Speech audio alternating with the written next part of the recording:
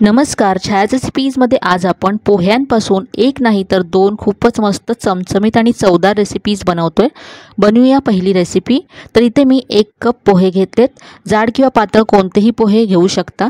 पोह्यांमध्ये भरपूर पाणी घालायचं आहे आणि आता हे 2 ते 3 वेळा स्वच्छ धुवून घ्यायचे आहेत। पोहे धुवून घेतल्यानंतर यातलं सगळं पाणी काढून टाकलं आणि चाळणीवरती पोहे असे काढून घेतलेत, म्हणजे याच्यातलं जे एक्स्ट्राचं पाणी आहे ते निघून जाईल। पोहे असे चाळणीमध्ये ठेवूया आणि इथे आता मी एक मिक्सरचं भांडं घेतलं आहे। यामध्ये एक कांदा मोठा मोठा चिरून घातला आहे। याबरोबरच एक कच्चा बटाटा सोलून मी असा धुवून पाण्यामध्ये ठेवला होता, तो यामध्ये घालायचा आहे।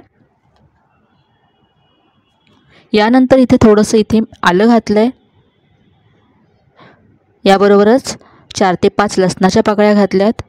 यानंतर हिरव्या मिरच्या घालायच्या आहेत आणि आता पाणी न घालता हे वाटून घ्यायचं आहे। तर अगदी स्मूथ असं वाटून घेतलं आहे। पोहे सुद्धा सॉफ्ट झालेत। हे आता एका बाउलमध्ये मी काढून घेते।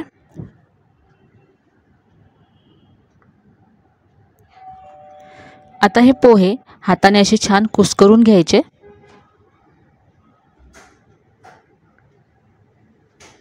पोहे असे कुस्करून घेतल्यानंतर यामध्ये जी आपण पेस्ट करून ठेवली होती ती घालायची आहे। मिक्सरच्या भांड्यामध्ये पाणी घालून ते सुद्धा यामध्ये मी काढून घेतलं।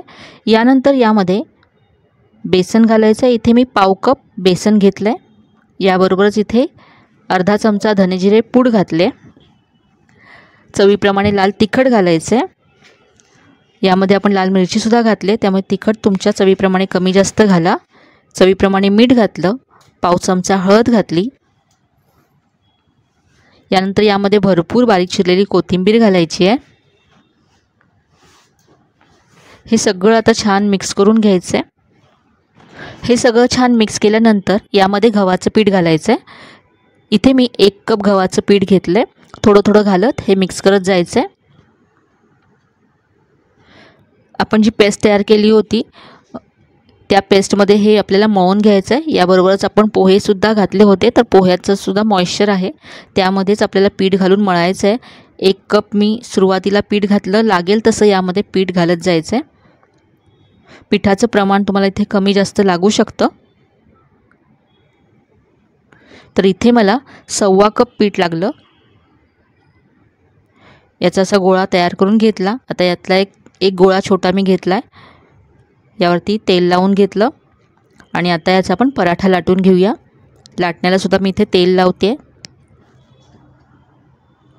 नेहमीच्या चपातीपेक्षा थोडासा जाड असा हा पराठा लाटून घ्यायचा आहे।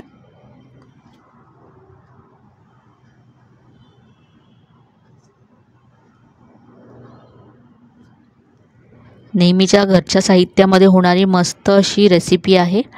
तर इथे पहा, पराठा लाटून मी तयार करून घेतला। हा असाच तुम्ही भाजू शकता, फक्त दिसायला छान दिसावं म्हणून मी हा कट करून घेणार आहे। तर एखादी प्लेट किंवा झाकण घेऊन पराठा कट करून घेऊया।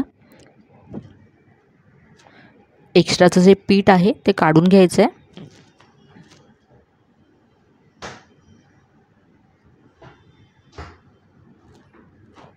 आता हा पराठा आपण भाजून घेऊ। इथे आता गॅसवरती मी तवा गरम करत ठेवला आहे। याच पिठाच्या तुम्ही पुऱ्यासुद्धा बनवू शकता। जर तुम्हाला कमी तेलकट हवं असेल तर तुम्ही अशा पद्धतीने पराठा बनवा, आणि जर तेलकट चालत असेल तर तुम्ही पुऱ्या याच पिठाच्या पुऱ्या बनवा, त्यासुद्धा खूपच मस्त लागतात। सुरुवातीला तेल तूप न लावता मी हा पराठा भाजून घेते। दोन्ही बाजूने भाजून झाल्यानंतर तेल लावायचे।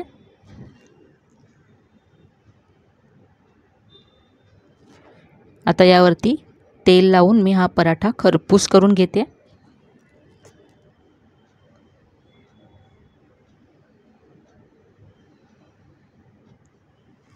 नाश्त्यासाठी, टिफिनसाठी अगदी मस्त अशी रेसिपी आहे।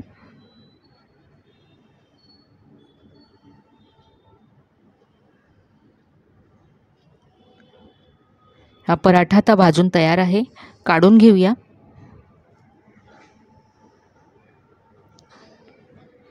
इथे हा पराठा मी दह्याबरोबर आणि टोमॅटो केचपबरोबर सर्व केला आहे। असा सुद्धा हा खूप मस्त लागतो, कारण यामध्ये आपण जे मसाले घातलेत त्यामुळे याला खूप छान चव येते।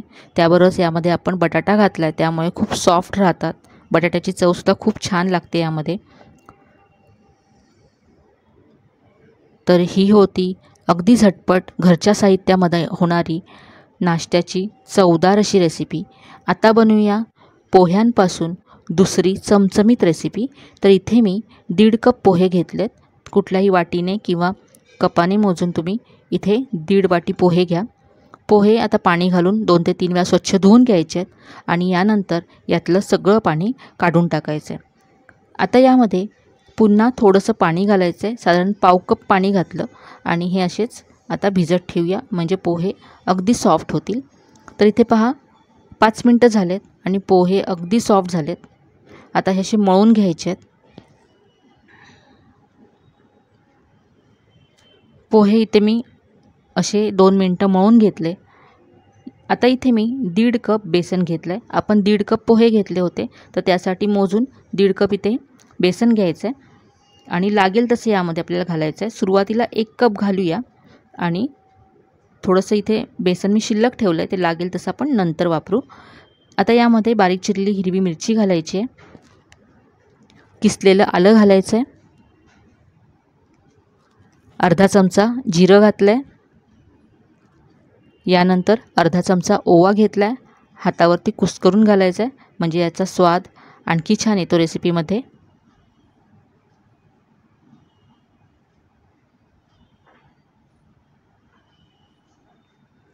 यानंतर इथे बारीक चिरलेली कोथिंबीर घातली आहे। इथे आता 1 चमचा कसुरी मेथी मी थोडीशी तव्यावरती भाजून घेतली आणि नंतर कुस्करून घेतली, ती घालायची आहे। चवीप्रमाणे मीठ घातलं आहे, पाव चमचा हळद घालायची आहे, चवीप्रमाणे इथे लाल तिखट घातलं आहे। यानंतर इथे पहा मी पालक घेतला आहे, 1 कप पालक घेतला आहे। पालकाची पानं निवडून स्वच्छ धुवून नंतर त्यातलं सगळं पाणी निथळून घेतलं आहे आणि असा बारीक चिरून घेतला आहे। तर इथे सगळा 1 वाटी पालक मी घातला आहे। आता हे छान असं मळून घ्यायचं आहे आणि जसं लागेल तसं यामध्ये बेसन घालायचं आहे। तर बेसनाचं प्रमाण तुम्हाला कमी जास्त लागू शकतं। सुरुवातीला आपण 1 कप घातलं आहे आणि नंतर लागेल तसं घालायचं आहे। तर 1.25 कप लागेल किंवा तुम्हाला 1.25 ते 1.5 कपच्या आसपास तुम्हाला बेसन इथे लागू शकतं। याचा असा गोळा तयार करून घ्यायचा आहे। आता याचा गोळा तयार केल्यानंतर आपण याचे वडे बनवणार आहोत आणि ते फ्राय करून घेणार आहोत। पण तुम्ही जशी आपण कोथिंबीर वडी बनवतो त्याप्रमाणे या पिठाचे रोल तयार करून ते तुम्ही वाफवून नंतर कट करून कोथिंबीर वडीप्रमाणे तुम्ही फ्राय करू शकता। तसेही हे खूप मस्त लागतात, किंवा वाफवल्यानंतर तुम्ही फोडणी दिली तरी चालेल। तुम्हाला जर कमी तेलकट हवं असेल तर तुम्ही रोल बनवून वाफवून घ्या आणि कट करून त्याला फोडणी द्या। मी इथे याचे असे वडे तयार केलेत। आता हे वडे आपण फ्राय करून घेणार आहोत। आता इथे मी पहा वडे तयार करून घेतलेत। आता हे वडे आपण फ्राय करूया। तर तेल व्यवस्थित असं गरम करून घ्यायचं आहे, नंतर गॅसची फ्लेम मीडियम करायची आहे आणि वडे तेलात सोडायचे आहेत। वडे सोडताना तेल व्यवस्थित असं गरम हवं, नाहीतर वडे खूप तेलकट होतात। थोडेसे याचे बुडबुडे कमी झाल्यानंतर आपण उलटून घेऊया वडे आणि आता मीडियम फ्लेमवरती छान असे गोल्डन ब्राऊन होईपर्यंत हे वडे फ्राय करून घ्यायचे आहेत। हे वडे थापताना थोडेसे चपटे तयार करून घ्यायचे, म्हणजे आतपर्यंत छान क्रिस्पी होतात। वडे मी इथे काढून घेतलेत।